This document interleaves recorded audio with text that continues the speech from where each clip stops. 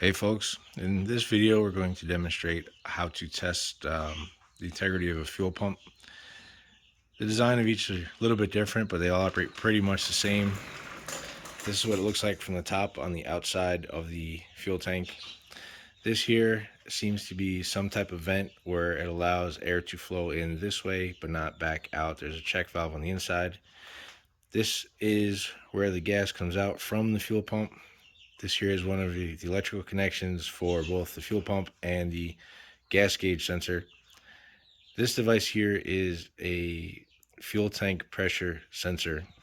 And if you look on the inside, it's this little gray thing all the way in the back, right back there. It's just kind of a pressure fit into the cap.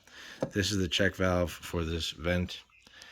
Based on the operation, how it'll let air in, but not back out. It must be for when the fuel pump is drawing fuel out of the tank. In order to break a vacuum, it allows air in. So looking at the design, here is the float for the fuel gauge. As the fuel level goes up and down in the tank, and I'll show you how to test the resistance on that. I have my multimeter here set to ohms, and my clip leads attached to the pins for the fuel pump. You'll see those big wires, so they go down into this white canister here, attached on the top side. There's two ways of knowing it's good. The first way, usually always check with the meter and test for continuity, and it shows that the windings are good inside the motor. Concept being, motor is a series of windings with wire. The wires will go down, go through the windings of the motor and back up.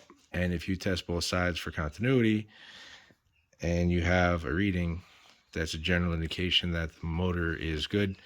Another way to test it, being careful to observe polarity. I have a 12-volt battery here. Gonna clip one side on one end of the battery, and I'm gonna touch the other side here. But before I do, I'm going to ensure that my clip leads are isolated and not touching each other, because if they're short, they will ruin the motor. And just a quick tap, and you should be able to hear and possibly observe the motor run.